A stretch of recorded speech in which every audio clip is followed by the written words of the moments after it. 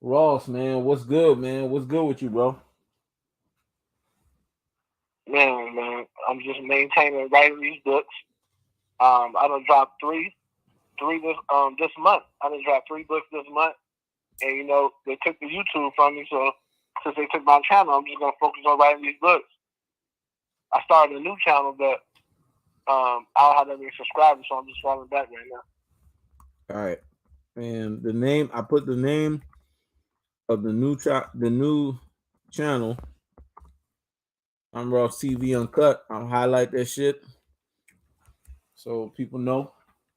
Um, so when people are coming in, they listening in, they know exactly what the name of the channel is. But let's get into this shit because people are starting to come in, man.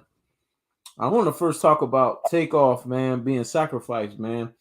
I'm sure you have a lot to say about that.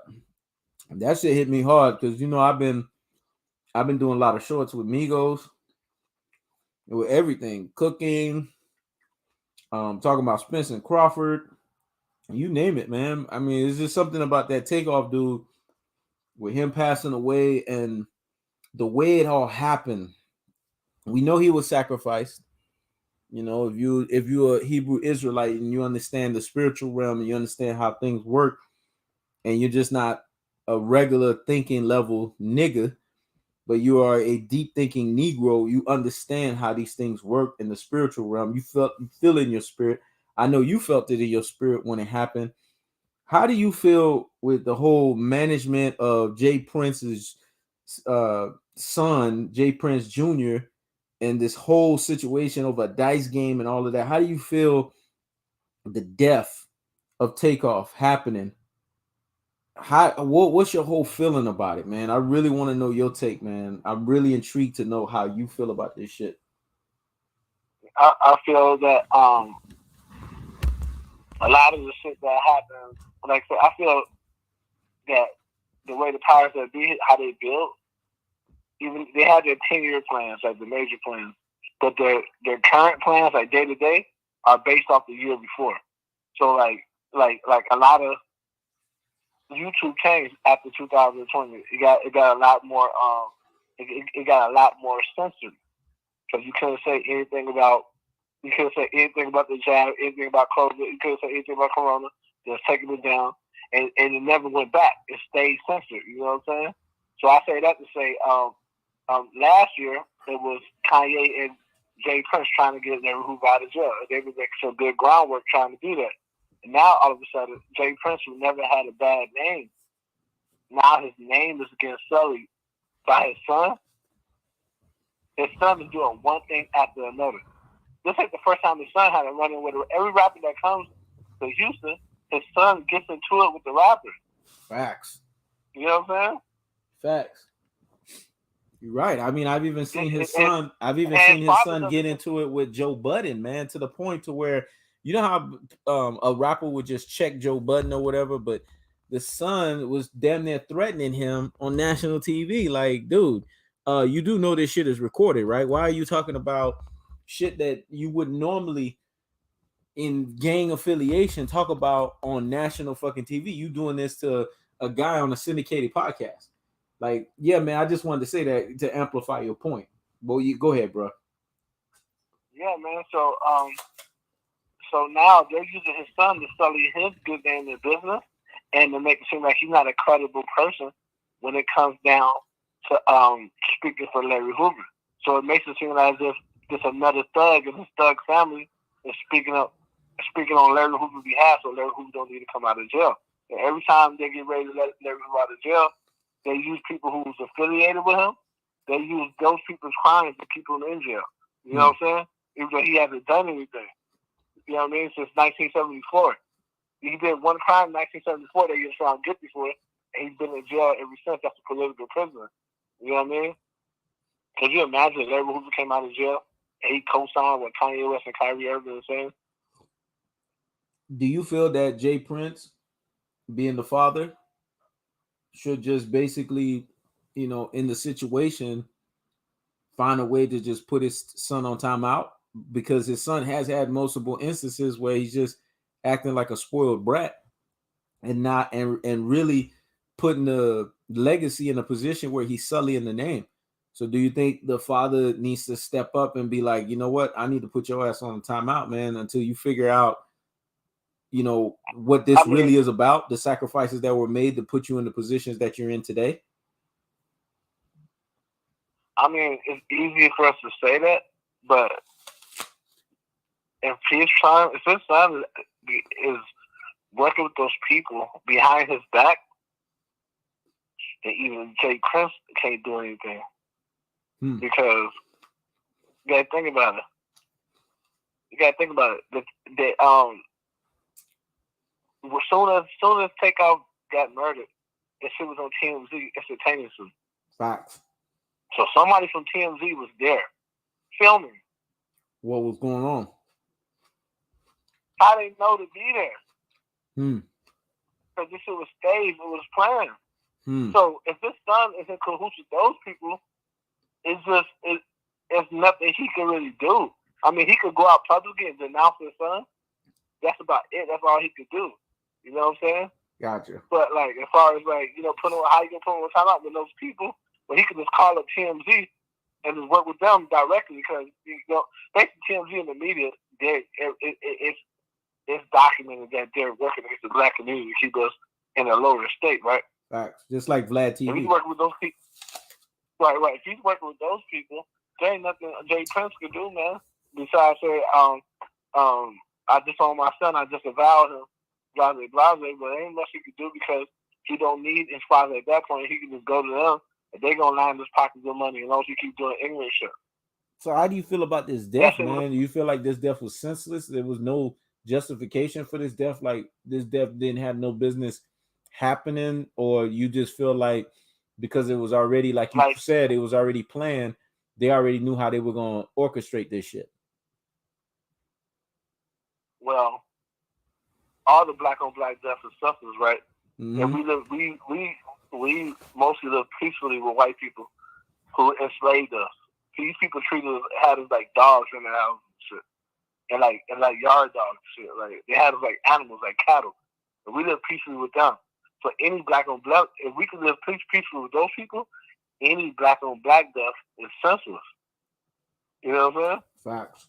Any black on black death is senseless, because we ain't killing white people. Why the fuck we killing our own people? Exactly. It's just simple. It's just simple logic. But these celebrity deaths, these staged, they always happen around a holiday. That's true. It always happens when the season is changing. As soon as the season changes, a celebrity dies. As soon as the holiday comes, a celebrity dies. Exactly. You know what I'm saying? Exactly. Always, because these people they're big pagan worshippers, and those are the opportune times for them to do their little sacrifices and shit. That's rough. Great point. I'm glad you said that. But the kicker of the situation, what people not understanding, as soon as one of these guys lose a family member or something, they say the person who lost the sacrifice. You know what I mean? You know what I mean? It's bigger than just Offset or Quavo sacrifice. It's a whole entity of people who sacrifice these people. Facts. They may be the one to set it up, but they don't be the one to do the actual killing. They don't be the ones who because think about it. These people's body parts and everything be sold off, and their blood be getting like, they're not. You know what I'm saying? It's a whole. It's not just the rapper. The rapper is the fall guy, but it's a whole entity of people who be needing to sacrifice. That's true, because when these guys die, they always die in a very bloody and a very brutal fashion. And you could tell, I mean, the sacrifice is technically called blood sacrifice. So it has to be bloody so that the blood is there, so that the blood is basically distributed to all of the different places that it needs to be distributed, so that the sacrifice is honored in their own weird and wayward way of thinking, their own pagan way of doing things. You're absolutely right about that, man. Yeah. Yeah, man. When it happened, it hit. Because I'm gonna be honest with you, just the group itself, Migos, Takeoff is the most talented one, man. He's the one that could spit the best. And honestly, I believe he's the one that writes the music. You could tell. Because the other guys, you know, when they flow for swag, they flow for, you know, just basically hyperbole. But he's actually saying real shit.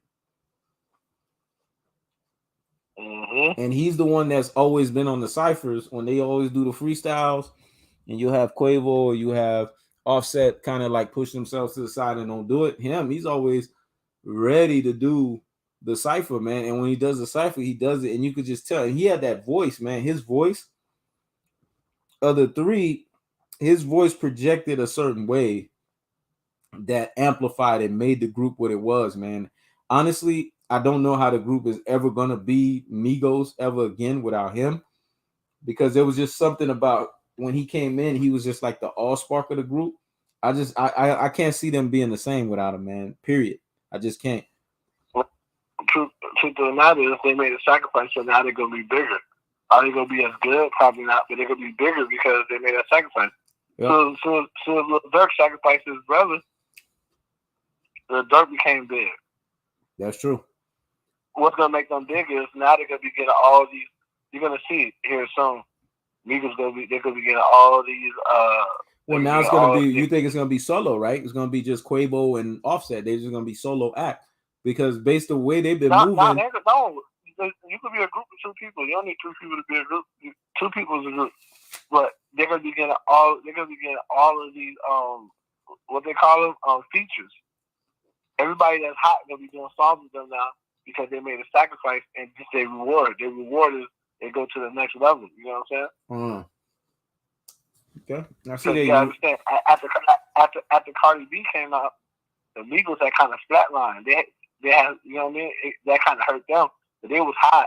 And then when Cardi B came out, it kind of hurt them. You know what I'm saying? They had flatline while she was going on. But now since they made the sacrifice, they got to go to the next level. Guess what? Cardi B finna flatten out, and Cardi B so don't be surprised if Cardi B's sister end up coming up there. Gotcha. So basically, she's gonna have to make a sacrifice too. Yeah, and that's the reason why Nicki Minaj. That's the reason why Nicki Minaj done fell off. She ain't sacrificed nobody. She sacrificed like a relationship. She sacrificed her personal relationship, where she would just cut people off. But she had to sacrifice nobody. She had to sacrifice nobody. Like as far as blood is concerned. And whenever you go a while without doing that, it's over for you. The people gonna realize it's Kim Kardashian. Kim Kardashian was trying to sacrifice Kanye, and Kanye got up out of there. Gotcha. Kanye was supposed to be her sacrifice, but he got out of there. You know what I'm saying? Mm-hmm. And that would have. And with that level, that I'm glad you laughing. Is the truth. That sacrifice would have taken her and catapulted her to levels that probably would have made her the most famous person on the planet, because the type of person you sacrificing. Because what people need to realize is they always they be doing subliminal shit people to be paying attention to. Kim Kardashian, like a year or two ago, took pictures dressed up as Jane Kennedy, and her daughter dressed up as Jane Kennedy as the daughter. Yep. Who is Jane Kennedy? That was the wife of JFK. She was dressed in black. That was a subliminal because of the way that JFK died. Why the fuck did she do that? Yep. Why the fuck she had her daughter? Why the fuck she had her daughter dressed up like that too? It's sending a message. You know it's sending a message that she wanted to sacrifice Kanye. And the powers that be wanted him gone. It really wasn't her. She can have motive to want to sacrifice all she wants, but it's really the powers that be. When they feel a person is at that point where they just need to sacrifice that person, they're gonna do it. And it's interesting that you said that, because we could segue this into Kanye, because Kanye went on a tirade and said, "I cannot be controlled like Shaq. I can't be controlled like LeBron James. I can't be controlled like Jay-Z. I can't be controlled like Beyonce. You know, they took away my mama. They took away Dr. Dre's son. They took away Michael Jordan's dad. He talked about Michael Jordan's dad. You know, like he went in on the sacrifices. Like it's like basically he was telling the inner history line of sacrifices that were being made by celebrities and their inner close-knit family members. So I really want you to harp in on that. What did Kanye mean when Kanye was really just opening up and saying, you know what, fuck y'all, man. I'm through with all of this. I'm gonna talk about these sacrifices that are actually happening, and I really want to put it out there that you guys cannot handle me. The problem, the thing that we cannot lose track of is this is the thing that we can't lose track of. We can't lose track of the fact that no matter who decides to sacrifice who or what they feel, it don't matter. It don't matter unless God's under control over that. Mm-hmm. You know what I'm saying? God chooses who dies and who doesn't. Whether somebody else chooses to sacrifice them or not, it's up to God to allow that. You know what I'm saying? So that's the reason why Kanye was able to. Kanye probably don't even know why all of a sudden he got on a religious kick, and all of a sudden he started doing things that made him diametrically opposed with his wife. He probably don't even know why he just suddenly had the desire to want to go against the grain on politics and the sudden desire to want to get all Christian like. Kim never wanted to do that. You know what I'm saying? For him doing that, it's making her not want to be with him no more. God making him do that, man. Mm-hmm. When you with somebody and that relationship has ran its course, God will start having you do things that's gonna make that relationship break up, man. Facts, because y'all not equally yoked no more. He don't want you with them people, man. Facts. The children were supposed to be created, so God allowed that. But after the children got created, you know, it was a wrap. And I use a personal experience. This happened to me several times. Every time when I'll get with a woman, it don't matter what I'm doing in my life. After I've been with her for a while, I'll start buckling down like and being like more committed like towards God and stuff like that. Mm-hmm. And the minute I do that, the woman she will stop feeling me. The minute I start buckling down and being like more healthy, reading my Bible more, and doing things like a real man do, like how we supposed to, the woman will stop dealing with me. They'll still be when we physically, but it'll be like a gulf in between us. And that be God putting that gulf in between us. Mm-hmm. Like basically saying, if she don't get on your page while you doing this, I'm gonna take out your life because he shows me like this is only good. This is long as y'all in sin, she want to be with you. But as soon as you start trying to come out of sin, she don't want to be with you anymore because she's not for you. You know what I'm saying? Mm-hmm. She ain't for you, and that's how God preserved him because she was gonna sacrifice Kanye. She was gonna sacrifice Kanye just like her and Ray J sacrificed Whitney Houston. She was gonna sacrifice him. Yeah. And he got him out of there. And Kanye probably don't even realize God ruined that marriage to save him. Yep. If he was there every day, he would be dead, man. Yep. They feed him. They give him food to eat. Yeah. They you know what I mean? Yep. They give him food to eat. They give him water. They're around his children. He's sleeping in that house. If Kanye would be dead right now, he was still with Kim Kardashian saying this shit. Yep. God preserved him, man. That's why he did that. And I realize every time that God put us in a place to where we feel isolated, low key, he's keeping you safe. And he's elevating you. And that isolation is an elevation period because that's a period where he's going to take you to another level. And that person that you with can't go there. It's like you in that wandering desert. Like you know, our ancestors, the stiff-necked Israelites for 40 years. And before you can get to that land filled with milk and honey, God got to kill off. He got to kill off. He got to kill off. Kill away. And then once the parts that needed to be killed off, the people that need to be killed off are killed off, that's when you can now be elevated, and then you can go and usher into that land filled with milk and honey, because he's elevating you. That's an elevation period too. And I learned that in my most recent, months of isolation, when you was tapping in. A lot of people was tapping in, even on the YouTube world, personal. I went into like super isolation period where I didn't deal with nobody, whatever. Is because God was taking me to another elevation level, and I didn't understand what the elevation level was all about. And I'm always, that I'm naturally like an ultimate loner. I'm to myself, but this was new for me. Even as a loner, this was like a new nuance. And I remember when you was telling me, yo, man, even the strongest minds sometimes need to talk to people or whatever. That was God using you to say what you said. And that message hit. When you was reaching in, you was tapping in. Everything else you was saying, it's like normal brother pleasantries or whatever. But that message hit because you're the only other person I know on this planet that has that kind of strong mind too. So when you said that, that hit harder than anything else that hit, because it's like, okay, that Double Dragons brother is telling me something that I need. That right there is penetrating. It's penetrating my soul. That's what I needed to hear. But what I realized in that moment, I was getting to a place where I had to elevate.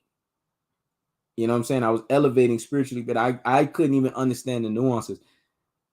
Coming into the more understanding of my spiritual heritage, my spiritual lineage as a Levite tribesman member, and God showing me that, impacting those things, opening my eyes, allowing me to see things, and saying that's why I had to cut certain things off of your life, because I'm taking you to a level that you don't even understand right now, and you won't understand it until he told me that. You won't understand it until 4 or 5 years from now. You won't understand it. You'll get the message then. So I'm glad you said that, because when God isolates you and he takes you away from certain things, there's an elevation that has to happen. And Kanye, his elevation, I'm glad you mentioned that point. His elevation was the spiritual awakening. And we could see that brother is so spiritually awoke right now. It's scaring even his celebrity supposed cohorts. They don't know how to deal with him. Because when you that spiritually awoke, it's a shocking thing from that standpoint. And Kyrie Irving too. They don't know how to deal with these guys.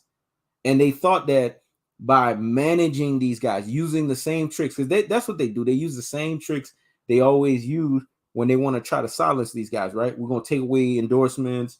We're going to basically censor them, right? But you doing this to two brothers, you got to understand. And this is where people don't understand Hebrew tribesmen and the way tribes work. Kanye and Kyrie Irving fall under the Judah tribe. The Judah tribe is a lion tribe. Tom Ross falls under the Judah tribe. I deal with Tom Ross directly, and I know what that feels like. That lion tribesmen, because they are lion by nature, they don't succumb to no one, man. Their natural disposition is to not bow down to no one. Their natural disposition is to be kings. So they are going to react in a very kingly fashion. They're going to react in a very kingship fashion. So when you see Kyrie Irving rambling that reporter the way he did when Ross sent me that link, was like, yo, do this. And I did the shorts on it. That was what Kyrie Irving was saying. Don't come over here with this nonsense. You trying to tell me if I'm trying to promote? Shut the fuck up. Aren't you trying to promote? That's that king in him that did that. When Kanye says they're controlling Shaq, they're controlling LeBron, they're controlling Jay-Z, they're controlling Beyonce, that's that king in him. And see, the more you come into the realization, because Ross said this offline, and I'm about to throw the mic back to him right now, the more you come into the realization of who you are as a Hebrew tribesman, and you start learning about the type of tribe you are and why the personality traits of your tribe, you could understand why these guys move the way they move. The reason why Kanye and Kyrie can't be bottled up is because tribe of Judah's men, and you've seen this even with me and Ross when we've gone at it on lives. When you have that king mentality, good luck. Guys like that don't back down from no fucking body. The only person they back down to is God. God is their king. But I just wanted to say that, Ross. Go ahead, man. Yeah, that's the truth, bro. So and that's the thing. I'm under full. I'm on a full sound mind. Under full sound mind and body and soul. I believe in my whole heart that she was preparing to sacrifice Kanye, and I believe a lot of things that was happening in his life, they were purposely doing to get him in a manic state. Because what they wanted to do, if they couldn't kill him, they wanted to have him in a very controlled state. And notice Kanye was visibly not the same when they stayed. Cause I believe that so-called robbery was staged. You're right, because Kim and them was trying to medicate his ass. Remember, he was even fighting. I believe that was God that was telling him to fight against that shit. Because Kanye West for a long time was just taking his medication, right? He wasn't fighting the shit. Right. But that last time he fought that shit off. He was like, no, I'm not taking this fucking medication. It's fucking with me. Right. You know what I'm saying? And that's the thing right there. Because when you're taking that medication, what it does, because I have PTSD, so what it does is now mind you, let this be full service. I'm not telling nobody how to do their mentals. If somebody got you on if you on a prescription, that's between you and your doctor. So don't be like, well, Tom Ross said this. This is full disclosure. I'm not responsible for anything, right? Well, I am telling you, and HeKnows is going to confirm what Tom Ross just said. But go ahead, Tom Ross. Right. What I am telling you is just, as for me, what it was doing was making me numb to everything. Mm-hmm. No emotional reaction to nothing. You know what I'm saying? Mm-hmm. It makes me numb to everything. It affects you sexually. It makes you gain weight. It makes you not question anything. You're highly suggestible, and you're open minded to everything. And you're not supposed to be. This world. Why do you think people that go off to college, they all think the same way? Exactly. They all because that's the final level of indoctrination. In college, it's like the final level of brainwash. You're right about that. Yeah, in college, they indoctrinate you to be accepting and open minded to everything. Mm-hmm. Those people don't even need medication. You could someone that a college graduate, most of them, you could convince them. You could control them. You could control them easily. All you gotta do is have a commanding presence. Yep. And you can they're like sheep because that's how they've been raised. Mm-hmm. If you say the right things, the right terminology, you can control a college graduate like that. You know what I'm saying? Yep. With no medication. But these guys, but when it comes down to Kanye West, he was being controlled. And then he started breaking out of that control. Believe it or not, the Trump shit was him breaking out of that control. Yeah. Kanye West was supposed to be. He was supposed to be pro. He was supposed to be pro. If you follow his training, how they want you to be, by default, he was supposed to be Democrat. Democrat, liberal. He's supposed to push that. Mm-hmm. So when he was pushing the opposite hard, he was fighting for. He was fighting just to have some type of control over his life, and that was God. Believe it or not, that was God using him. So that was God breaking him away from his wife, because him doing that was putting Kim Kardashian in bad standards with the powers that be. Because she's supposed to be handling him. Yep. She's supposed to be handling him. Mm-hmm. You know what I'm saying? Jay-Z handles Beyonce. Yep. Believe it or not, Jay-Z is the guy that is fully enveloped in the system. It's Beyonce that every now and then be trying to break out. Mm-hmm.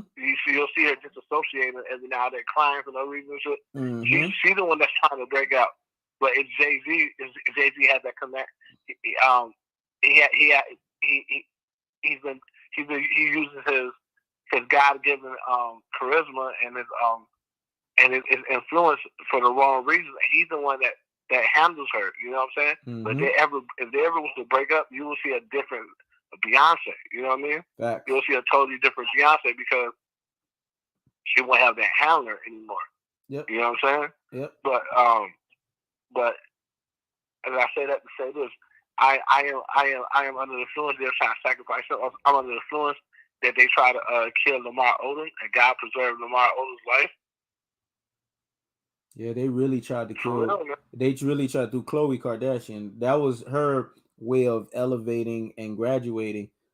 But what God did was, when they came to the realization that Lamar Odom didn't die, she ended up, and that's the thing, when they can't sacrifice you, they do away with you, right? So she ended up what? Right, Divorcing him. And who right. was the one that came Think and about picked it. up? Who was the one that came up and picked up the pieces? Kobe Bryant. And think about it. And look what happened, because he wasn't supposed to do that.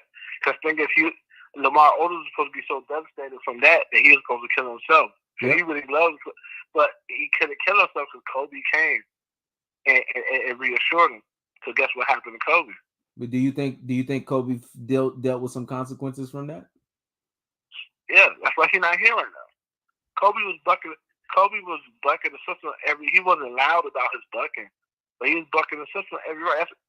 Kobe's whole existence was bucking the system. That's the reason why from the beginning they sabotaged his career. Yep.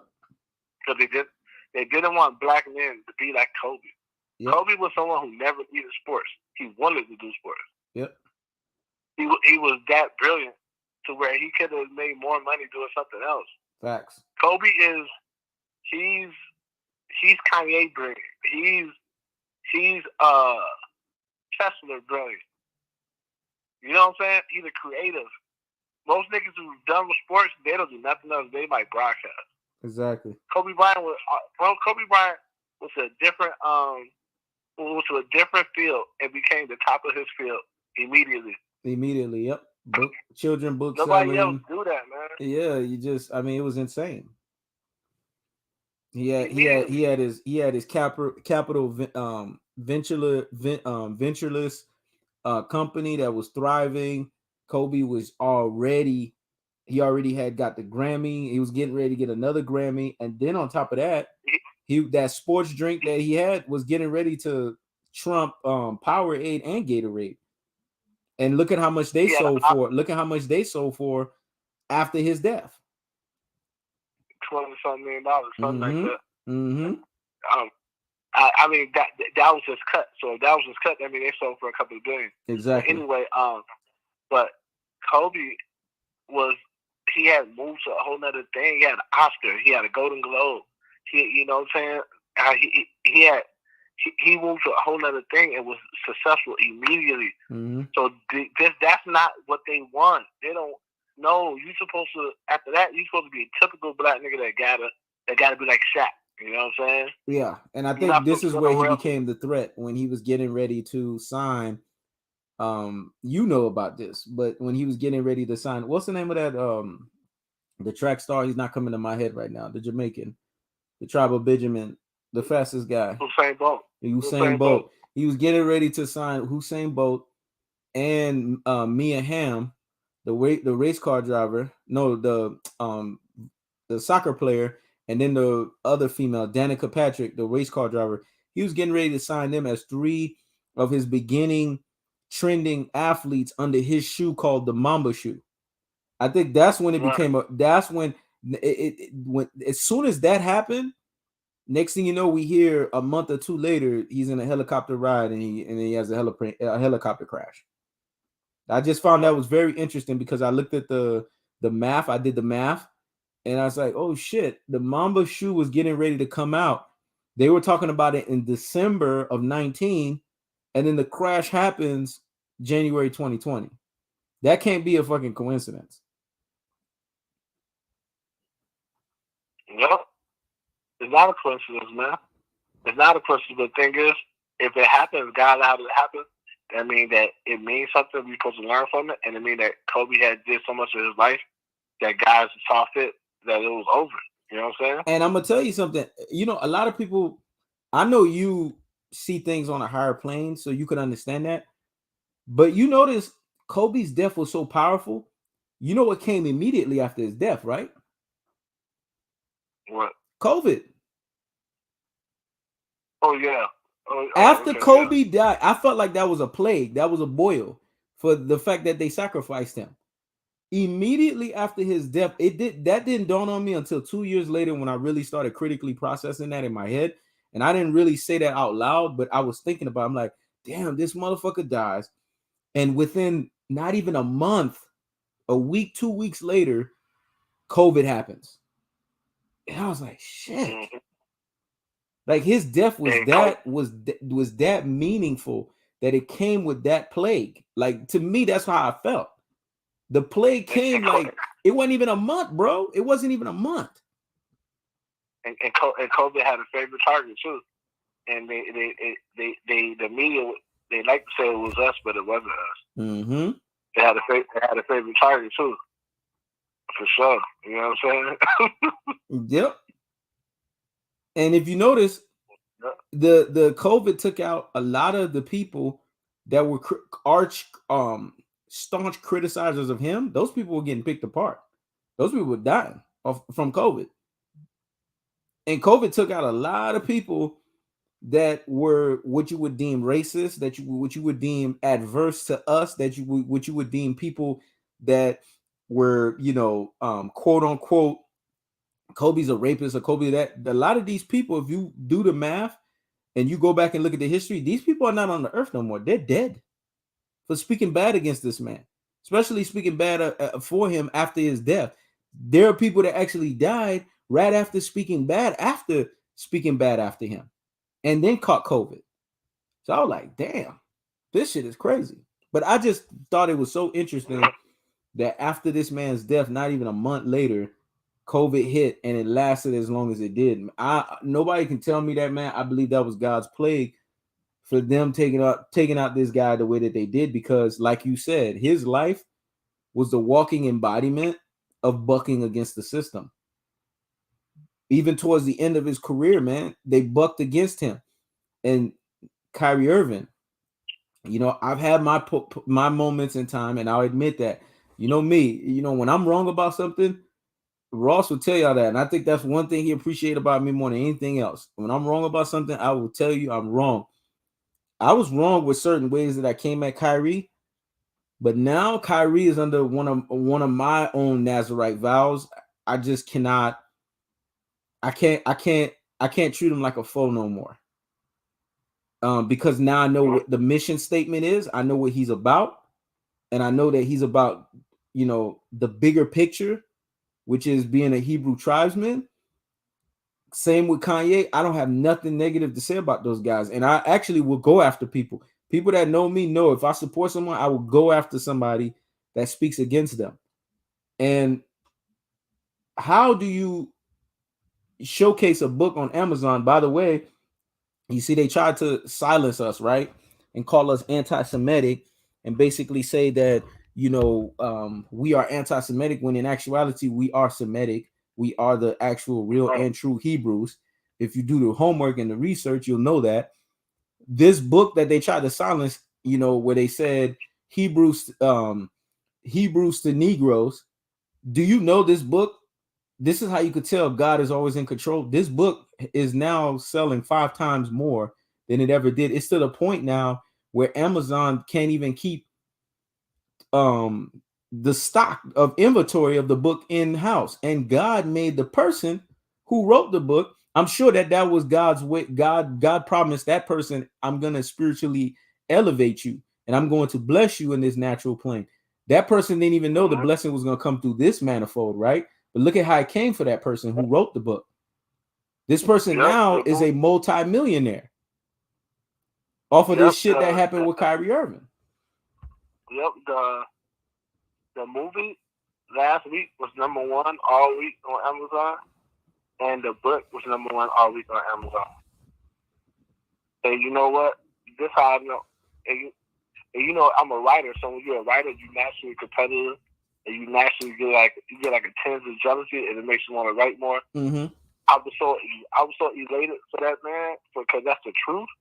That book is the truth. That I wasn't even thinking about my book on Amazon that I wrote that touched on the same things. I was just more so, I was pushing his book like it was mine. But you know why you did that? It don't matter. It don't matter who get the credit for the truth. All that matters is that the truth is getting out. You know why you did that? You did that because what I'm noticing, and you've been more open and enlightened to this truth longer than me, a few years longer than me. But what I'm realizing is, as we're awakening as Hebrew tribesmen, we are naturally, the way that we were set up. If you look at the way that it was set up in the Bible, because the Bible is the black man's history. You want to know your history as a Hebrew tribesman? Well, let me clarify that. To us that are black Hebrews, that is our black history. Right. So I have to clarify that. But for us that are black Hebrews, in it being our black history, when you trace it back, what you're gonna find is Hebrew tribesmen, we have a natural affinity of having each other's back. We're not supposed to be divisive by nature. We're supposed to be in one accord. You saw that with the 12 disciples. You saw that with the 12 tribesmen of Israel. You saw that with Jacob. You saw that with Isaac. You saw that with Abraham. We are naturally, and we pray blessings into each other. We intercede for each other. We pray for one another. This is what we do. This is who we are as a people. So when Ross said what he said about he was pushing the book like it was his, that was his Hebrew tribesman bloodline doing that for another Hebrew tribesman's bloodline. Because we are naturally our natural disposition is to support one another, not be divisive against one another. What they've done through neurolinguistic programming, i.e., slavery, transatlantic slavery, they've taken these 400 years to proselytize your mind into a state to where you have to be divisive. House Negro, field Negro. And then they push it years in and years out. This is why you have house Negroes like, and now we're segueing into it, the LeBron Jameses of the world, the Shaquille O'Neals of the world speak out vehemently when Shaq says stupid shit like the great wise Kanye West say, if you don't have more money than me, then you can't tell me about money. That's that house Negro, field Negro bullshit. That's that Steven from Django type bullshit. Even though that's a movie, you guys can kind of get the illustration of the simile that I'm drawing here. When LeBron James tells you, well, I can't put on Kanye West's, but you're supposedly supposed to be the shop. You're supposedly supposed to be unapologetic. You're supposedly supposed to be able to talk about the plight of your people, right? So if you're supposed to do these things, why are you pulling Kanye West's episode? That would have been the most controversial way of showcasing that the shop is what you made it seem. No, because what we have is, and there's a difference. This is what Malcolm X was talking about. See, people don't understand when Malcolm X said that. It went over a lot of people's heads, but Malcolm X was talking about the difference between a nigga and Negro. And I know a lot of people have been coming at me saying, don't be all, I'm extra vulgar these days because God has elevated me and he already told me in my spirit, you're going to have to become like the way Apostle Paul is. You're going to have to be cutthroat with people. And you're not going to have to care how they think. Even sometimes Ross will tell me to taper it down a little bit, but God put me in that place where I'm not going to taper it down. I don't even care if they even come after me. I don't give a fuck. But I'm at that place until God tells me to taper that shit down. I'm not tapering it down. So if you act like a nigga around me, I'm gonna call you a motherfucking nigga. But if you act like a Negro, I'm gonna treat you like a Negro. So when Malcolm X was talking about the difference between a nigga and a Negro, that's what he was talking about. Right. House slave, and field slave. Exactly. He was talking about that mentality, and that's what you're getting from Shaquille O'Neal. That's what you're getting from Charles Barkley. That's what you're getting from LeBron James. No, let's re-preference their names. That's what you're getting from LeBron Nita. That's what you're getting from Shaquita. And that's what you're getting from Her Charles, not Sir Charles. Why am I saying that? Because you know what they've done to all three of those guys, Ross? They've made all three of those guys dress like females on car insurance commercials. You know that, right? And I want you to explain when they do that, when they make a black man dress like a woman, what is the message that they're sending out? Well, the message it's so many layers to it. First of all, it's another level of feminization. So if you're a little boy watching that, you're going to be confused. So it's confusing. Secondly, it's them accepting their role. It's them accepting that they're gonna HUS to white supremacy and white society by putting on a dress. You know what I'm saying? You know what I mean? Mm-hmm. Like and they do it so fluently that because they know black people are easily we're easily led in this lower state. So all you gotta do is entertain us. They had made Martin Lawrence do this a long time ago. We didn't even realize it because we were entertained. But they made Martin Lawrence do it. They made Eddie Murphy do it. Facts. For them to get a certain level of success, they had to HUS some of their integrity, and they had to basically say that they'll either be silent on real issues or they will speak against black people. So Martin Lawrence don't really speak against black people, but you notice he never said anything. You know what I'm saying?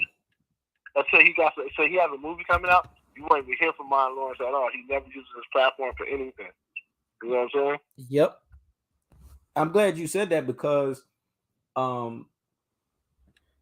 ever since, and you see that all of these guys that have dressed like females, some of them go through a mental bout. They go through either a depression period or depression state.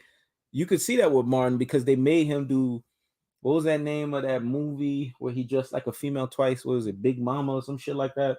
Big Mama's House. Big Mama's House. He was doing it already on the show. Yep, and he was doing it already on his fucking show.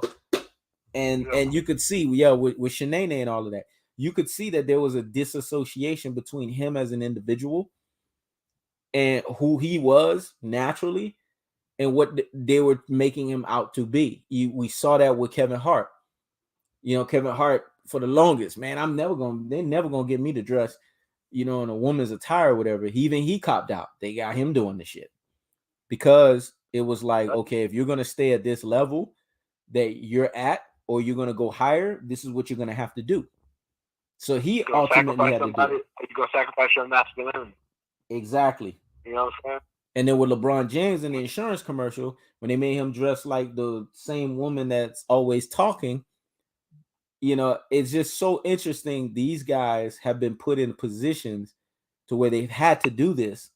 And they're the same ones that's coming back to a Kyrie Irving that's never done it, a Kanye West that's never done it, and want to sit there and smile in their face. And when Shaq said something as stupid as a great wise man, you're quoting Kanye West.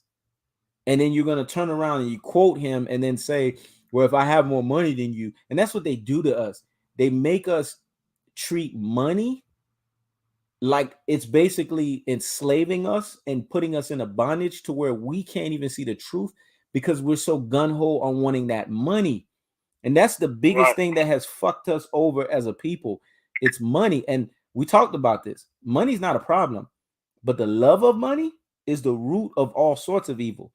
And what you have is a bunch of niggas, they just love their money too much that they're willing to sacrifice even their own hides and their own masculinity just so that they can keep that check coming in. Well, you gotta understand that's the whole purpose of getting rid of the father side of the house.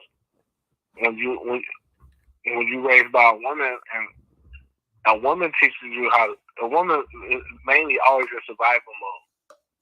Your father teaches you how to live, how to thrive. Mm-hmm. You know what I'm saying? And how to do things. When you live in survival mode, you have no integrity. Your integrity is very low. Facts. You'll do anything for money. When you have a father, a fully functioning father, you're not gonna do anything for money. Not anything. You know what I'm saying? Mm-hmm. But when you have a mom, a woman's integrity is not no disrespect to no woman on this show, but a woman, you can take a woman with the highest integrity.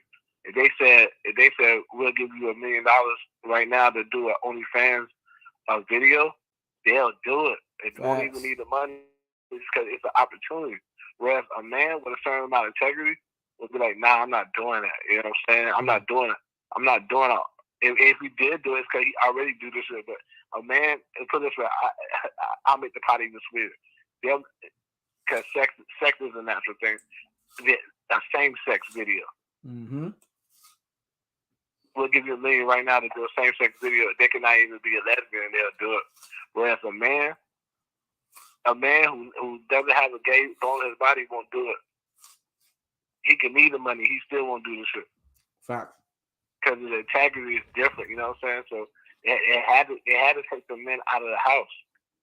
Yeah. That way they could have young men like this whom they could just mold and just make them do whatever because they're used to white men telling them what to do. But what household did they take the man out of the house?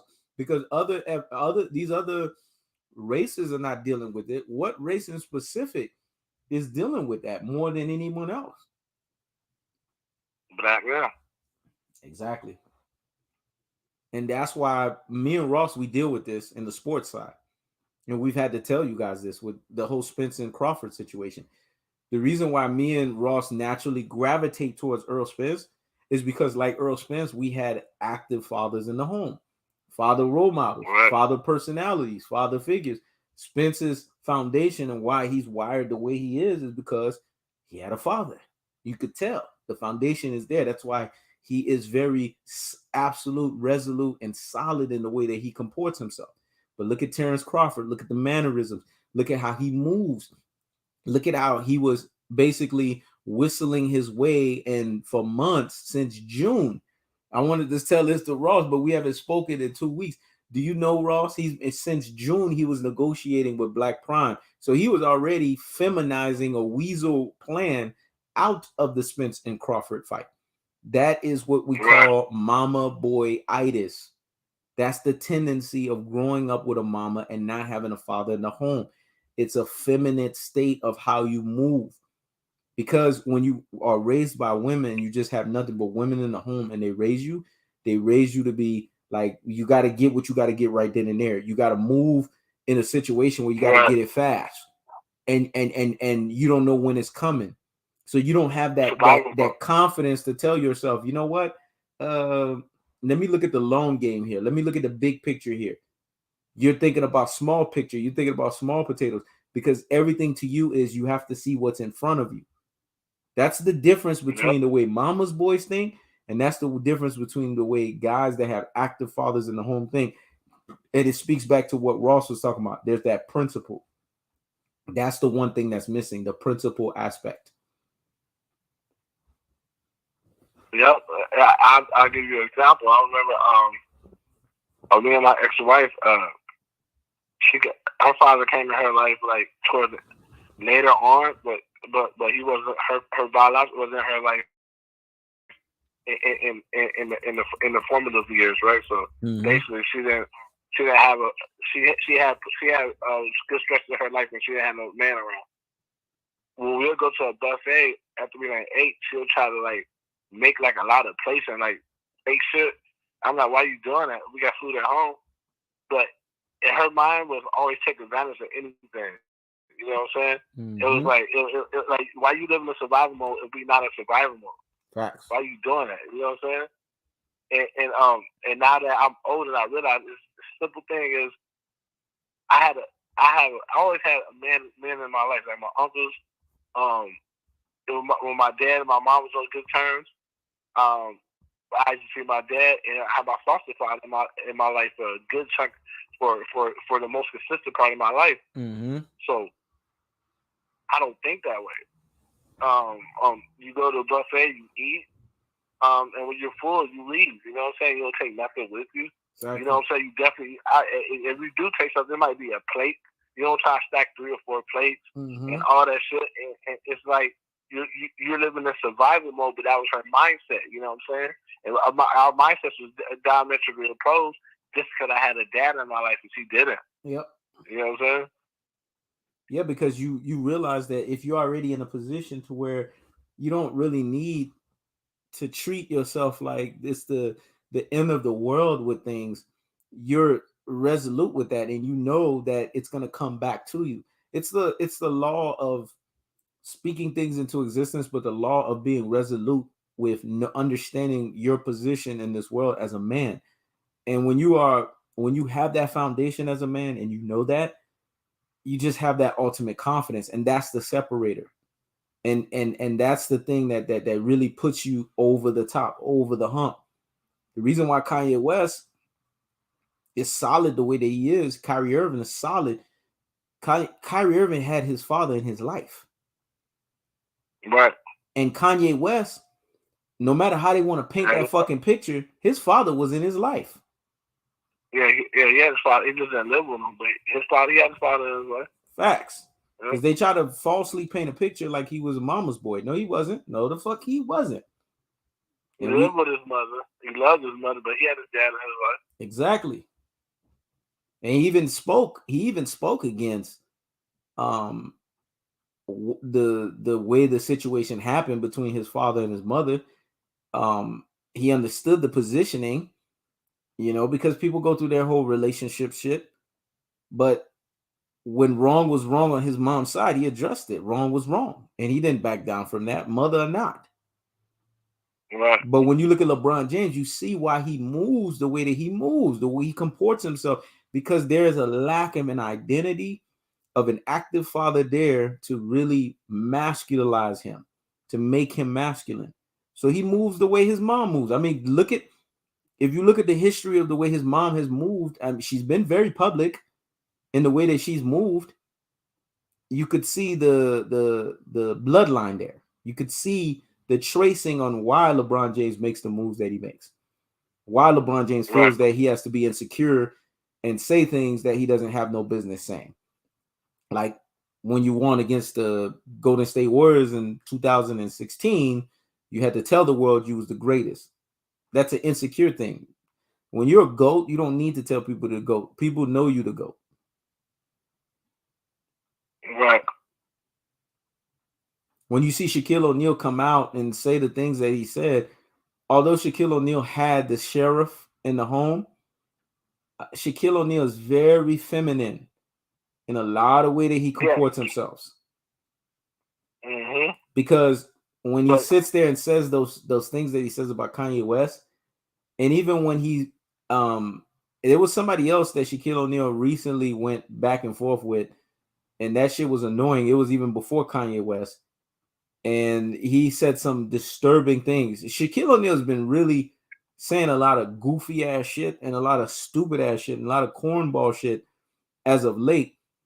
I can't remember that other person who it was. Ross, you remember who it was right before Kanye West? Because I think when you was actively on YouTube, you was doing the shorts against that situation too. It was somebody he said something against, and he just Kyrie. There you go. When he said what he said against Kyrie. This is the thing with Shaquille O'Neal. Shaquille O'Neal, when he is dealt with facing an unapologetic brother, this is why he had the problems with Kobe Bryant. When he's dealt with facing somebody that's unapologetic, that's the opposite of his nature, you will see the feminine traits come out of him. The year that Kobe was at that level where he was ascending past him as a basketball player, what did Shaq do? Fuck him, man. I don't want his ascension to now put me in a place where I have to be the number 2. So I'm just going to be selfish. I'm going to pout about it. I'm going to cry, and I'm going to just not play the way that I used to. Is that masculine trait or is that a feminine trait? Right. He single-handedly did that. But you know what? What people don't realize is he did that half because he was being a bitch, and half because he was directed to do that, man. Facts. He was directed to do that. They told him to do that, man. To throw that shit, and he did it because half of him didn't want Kobe to surpass him, and half of him is very suggestible to white authority. Mm-hmm. These college niggas that go to these fraternities, these bootleg niggas, they all submit to the white man. Facts. They all submit to the white man. At the end of the day, the nigga at the top of their organization, they black organizations be white. Facts. It'd be a white motherfucking controller, a traditional a black HBCU would be a white motherfucker at the top. That tell them what they're gonna do, what they're not gonna do. Exactly. So all that shit cap, all that Freemason shit, all that I'm a Kappa, all that blah blah. At the end of the day, those motherfuckers submit to white man. Facts. At the end of the day, man. You're right about that. So I met a lot of niggas in the military. Some of the worst. Like, you got a few brothers who aren't really high up in regular, and some of the worst you gonna meet in the military, the niggas that's connected to the Freemasonic lodge, you know. Because we did talk about that. We did talk about that offline. We did talk about that offline. We joked about it.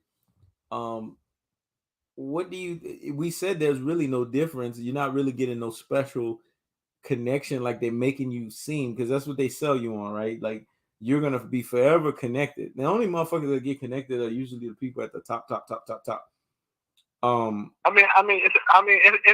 a connection, but it's not nothing major. It's like there's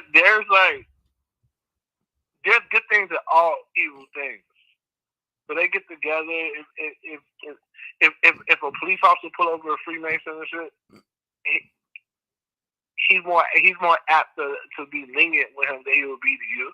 You know, so all police officers are Masons as well. Mm-hmm. That's why the police station sets a fraternal order of police on the side of the police station. Facts. It's not just a police station. Yep. It says a fraternal order of police. Yep. They're alive in itself.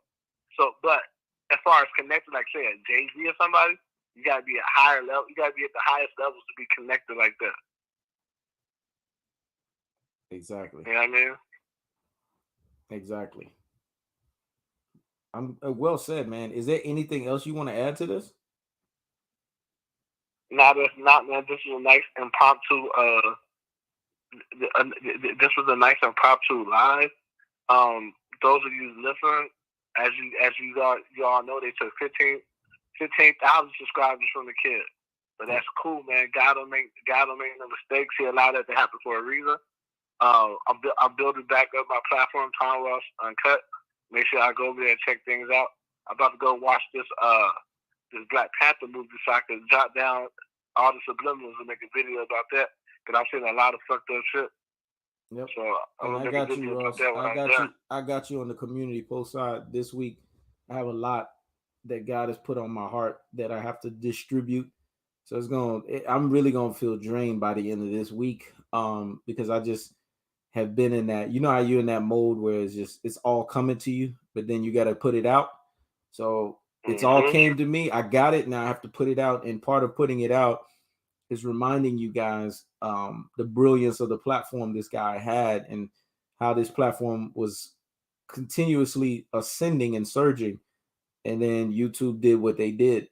One thing you guys will know about me, if I genuinely am connected with someone, there's no beef, there's no animosity, there's no hatred. I've always, and Ross can attest to that, I've always been a staunch supporter of Tom Ross in ways that I've never been a staunch supporter of anyone else on YouTube, because I just saw the genius in the guy. I mean, I saw it in him in his comments. He was talking boxing, and this guy was already talking like, you know, black consciousness in boxing. I was like, damn, who the fuck is doing that? Like, that was throwing me off. And as I was trying to process all of that, I was like, this dude's too deep for these guys. And that's probably why they hating this guy. This guy's just too deep. And I remember it went from a place of, you know, Ross, let's just focus on boxing, to the point where it's like, you know what? Fuck them, man.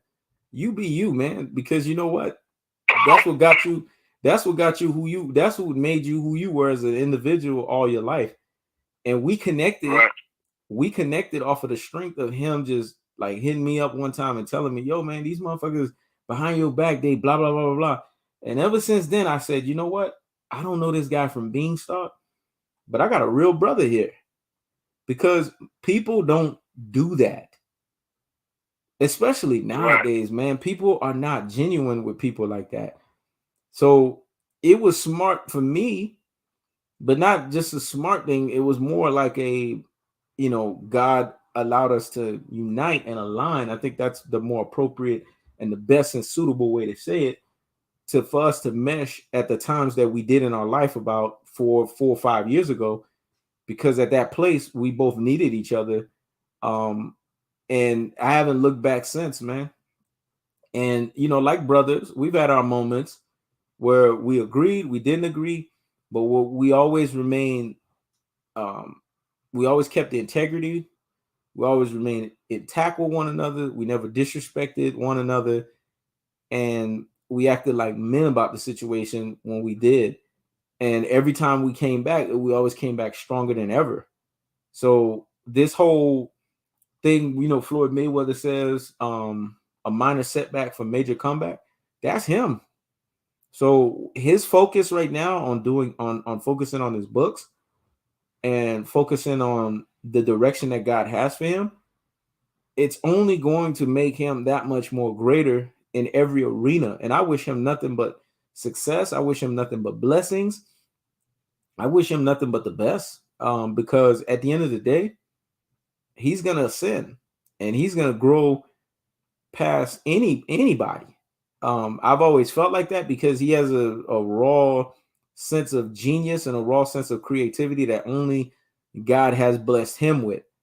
And it doesn't take no skin off my back to say that. I mean, it is what it is. When we are faced with the truth, we tell the truth the way that we tell it. And God has given us all our own special, unique abilities and our own special ways on how we unction ourselves. And his is in his way of painting a picture. He's always been really good with that. So Tom Ross TV Uncut is only going to amplify and multiply where Tom Ross TV Raw couldn't. Raw was just too raw for YouTube. But since they cut him out, now he's uncut. So because he's uncut, you can't cut him out no more. So I wish him nothing but the best. I pray that God blesses him, and I'm gonna intercede on his behalf, especially with him being a fellow Hebrew tribesman. Man, this is my biggest thing. Our people, I pray for our people all the time because we're under huge spiritual attacks. We're just coming out of our 400 years. And now that we're coming out of that, there's a genocide that's going to happen before we get the millennial reign. Before we get that Christ millennial reign, we're going to go through that genocide. So I just want y'all to be mindful of that. Ross knows exactly what I'm talking about. But for those who don't know, that's what we're dealing with right now, the genocidal period. And that's going to happen. It's not going to last long, but we still got to go through that motherfucker. But we're all awakening right now. And through our awakening, we have to take the mantle and decide which side we want to be on. Do we want to be on the sellout, sucker, nigga side? Or do we want to be on the moral, ethical values and holding up and girding up your loins Negro side? You're going to have to pick and choose. And if you don't pick and choose now, like Ross was talking about, when the angels start coming around and everything, yes, that's gonna happen. Like you see the descriptions in the Bible, that's coming. When they start coming to pick people apart, if you ain't made your decision now, you're gonna have to make your decision then. Either way, you're gonna have to make a motherfucking decision. So hopefully you guys make the decision that's in your betterment. You guys allow your minds to be open to awakening and stop being stiff-necked and stop being rebellious, because that's what's going on with our people. Our people are just being rebellious against everything that's happening in front of us and just kind of allowing themselves to dummy themselves into substance use. And me and Ross could speak on that because God has been enlightening us so much to the point where he's even telling us to wean off of certain substances that we don't even use like that. But he wants us to get to a point where we just completely wean off of it, period. And I could see why. Because that awakening, man, that shit is happening and it's becoming more prevalent. And when that happens, God wants your full undivided attention. He wants that temple to be fully where it needs to be at. So I just hope and pray that you guys open your minds. You listen to the brilliance and the genius behind what Ross was telling you guys on this live today. And yes, even though I spoke adverse against LeBron, I spoke adverse against Charles Barkley, I spoke adverse against Shaquille O'Neal, these are still Hebrew Israelites. And I still love these brothers. Believe it or not, I still love these brothers. I'm just speaking against their foolishness. So that don't make me love them any less. I just want them to wake the fuck up. That's all. Mm-hmm. And that's all I got to say with that, man. I think we touched all of our points. Ross, I'm not going to hold you too much longer. But it's been a great live. Thank you for allowing your valuable time to come in. to do this impromptu live because based on the number of people we have engaging in this, seems like the people really wanted to hear this shit because they've been locked in, they've been staying in. So we appreciate y'all engagement. And believe it or not, this was Ross's idea because he was like, let's just do this shit. So when I know something feels like it's God ordained, I'm all for it, man, and I'm gonna do it. And based on the engagement, the active engagement, it shows that it was ordained for you guys to hear it. So whoever heard this message, hopefully you're blessed from it. And my prayers to y'all is y'all opening your eyes, man, and paying attention and support Kanye West, support Kyrie Irving. Don't be like these other motherfuckers that's speaking against these guys, man. Support these guys because you know what? These guys are putting their lives on the line at this point. They're putting their hides out there. It's rare to see celebrities, especially in this day and age, say fuck their money, fuck their status. This is what I'm on, and I don't really care what happens at this point. And that's what those two guys are doing. And you see it because the persecution of Kyrie Irving, he's now being told he can no longer come back to the Nets. They're talking about trying to get him out of the NBA. I mean, come on, man. All because what? He's saying that he is a tribe of Judah men. He's saying that he's a Hebrew Israelite. So clearly, freedom of speech don't apply to black man. And the crazy thing is, they was gonna do that from the start. They was gonna do this over the COVID shit, but they ain't had no reason to because he's been playing. Mm-hmm. But they're already gonna do this, but they only wanted him to apologize to fool the rest of the black people. Yep. They wanted to recant. Whether he apologized or not, it was over for him in Brooklyn because what Kanye and Kyrie did has set off a phenomenon. Mm-hmm. Now's the time God has elected for us to wake up, and these guys were the ones who set off the big phenomenon. The camps did the heavy lifting. They broke the ground, right? They broke the concrete, got the concrete down to the earth. And what Kyrie and Kanye did, they built a house on that ground that the camps broke down. Mm-hmm. You know what I'm saying? Mm-hmm. And now it's time. And because these guys are essentially paid off with their contracts but never speak on this, they got to be punished. You know what I'm saying? Facts. But it don't matter. It don't matter. It don't matter what Kanye and Kyrie do now. They can come out and totally turn away from the faith. What they've done is already done. Exactly. You know what I'm saying? You can't undo that. Use them. You know what I'm saying? So now it's people who never would have thought to read the Bible. Now black people, it's just like a switch them went off. And the people that were supposed to get it, got it. The ones that got called, they got it. They heard it. You know what I'm saying? It's over with now. Yep. And more people are being awoken. And here's the thing.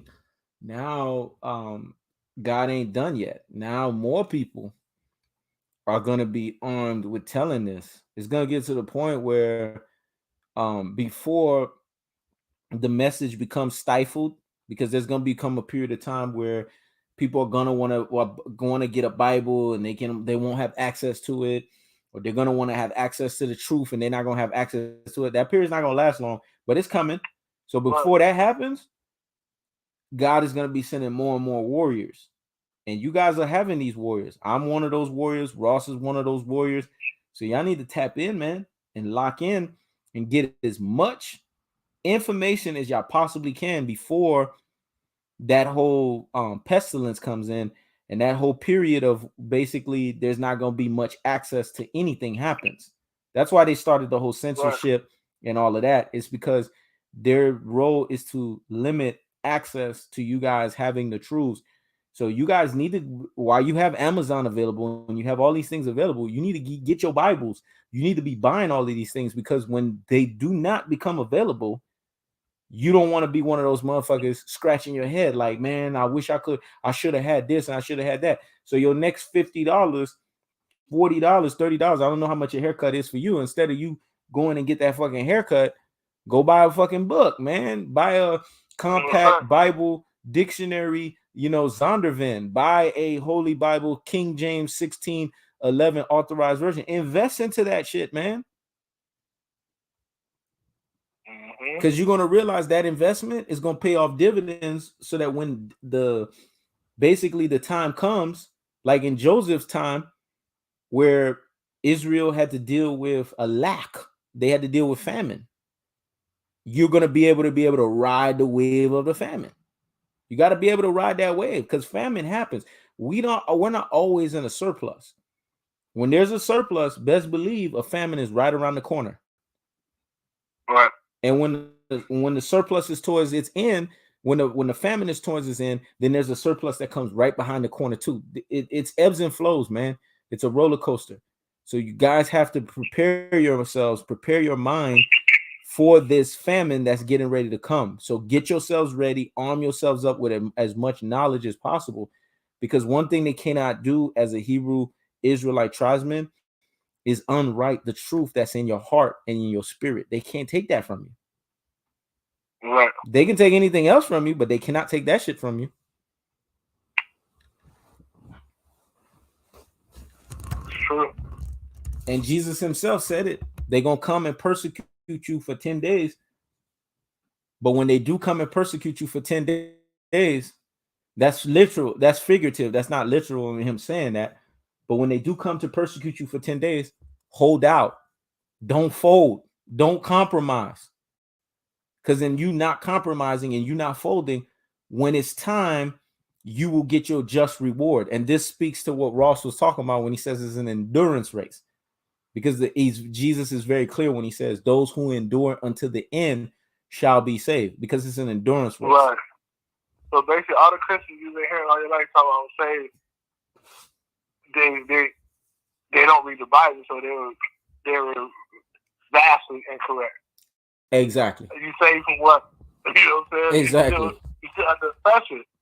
So they'll be like, yeah, God is coming back to save you from that God, but Yahweh is coming back to save you from oppression. There you go.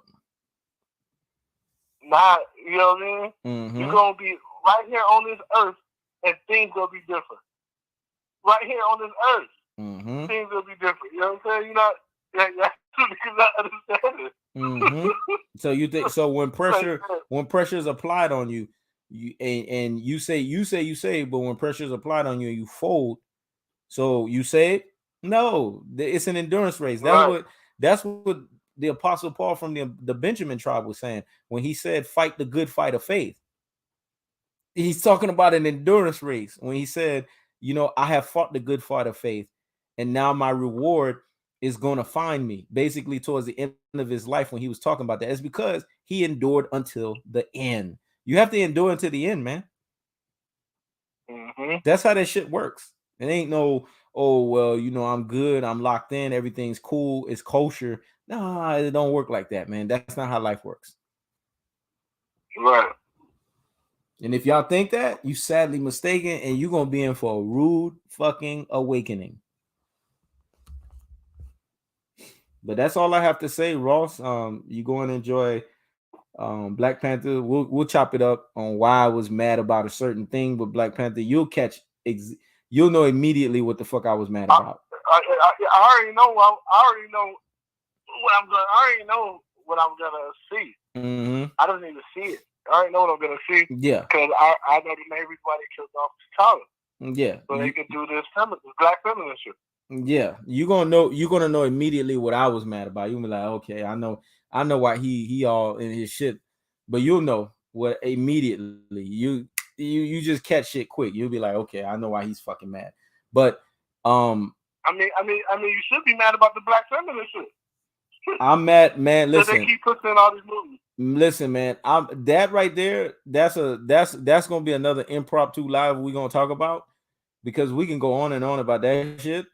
But there's a specific thing that they did, and they fucked that shit up, and that pissed me off. I even did a community post on it. That shit pissed me off even more than anything else, because it really has to do with the spiritual tie too, on just adopting the white devil's language as opposed to adopting our language and our lineage and shit like that. So you'll know when you catch it. Oh yeah. Oh yeah, it's big voodoo, big witchcraft in these movies, all type of shit going on. Exactly. So yeah, I'm gonna let you go do your thing, man. And again, always appreciative of your time because I know your time's valuable. So thank you for lending your time on the football live as well as this live. You know, I'm always gonna always thank anybody that gives time to the platform because they could be doing something else. So I'm always appreciative of that.